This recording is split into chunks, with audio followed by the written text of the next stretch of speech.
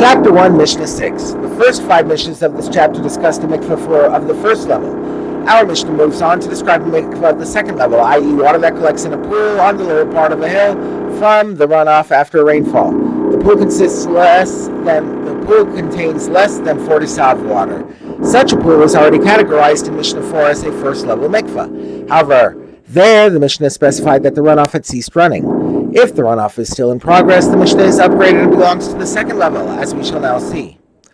Higher in level than the previous mikvah are pools of water formed on the lower part of a hillside from runoffs that have not ceased running. The continuous runoff into the pool upgrades it to the second level and gives it the ability to effect hashaka.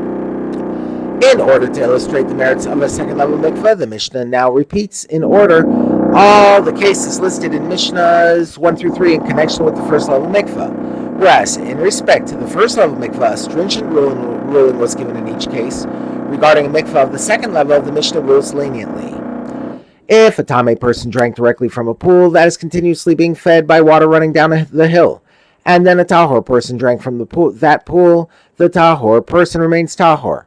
Although we assume that a Tameh drop dripped from the Tameh person's mouth back into the pool, that drop was purified through hashaka the moment it came into contact with the pool. Hence, even if the second drinker took up that drop into his mouth, he remains tahor. If a Tameh person drank from the pool and then someone drew water from it with a tahor container, the container remains tahor. As in the previous case, although we assume that a Tameh drop fell from the drinker's mouth back into the pool, that drop was purified through hashaka. The drop therefore cannot make the container Tameh.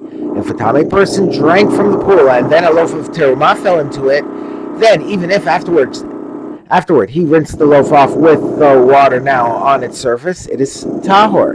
Since the drop was purified through hashaka, it cannot make the loaf tameh. The above 3 rulings of tahor regarding a mikvah of the second level are in contrast to the rulings of tameh recorded in Mishnah 1 regarding a mikvah of the first level.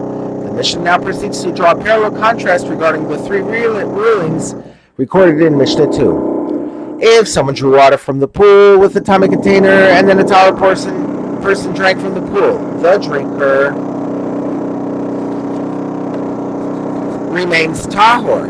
Although a drop of Tameh water fell back into the pool from the Tameh container and the drinker may have drunk that drop, the drop was already purified through hashaka. If someone drew water from the pool with a Tameh container and then drew water from the pool with a Tahor container, the Tahor container remains Tahor because the Tameh drop was already purified through hashaka and cannot now make the second container Tameh.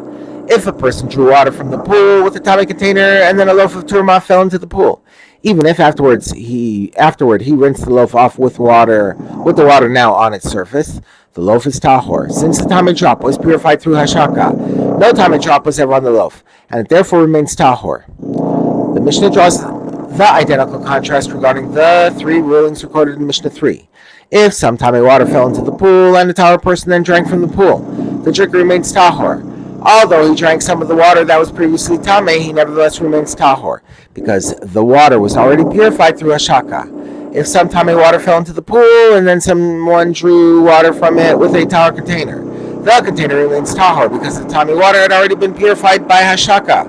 If some Tameh water fell into the pool and then a loaf of terumah fell into it, even if afterward he rinsed the loaf off with the water now on its surface, the loaf is tahor, since the Tameh drop had already been purified through hashaka.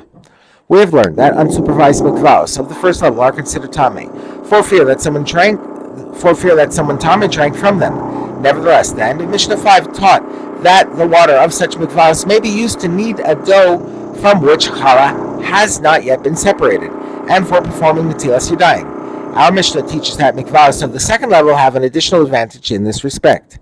They are fit for using their water with terumah, and for performing Netilas Yadayim.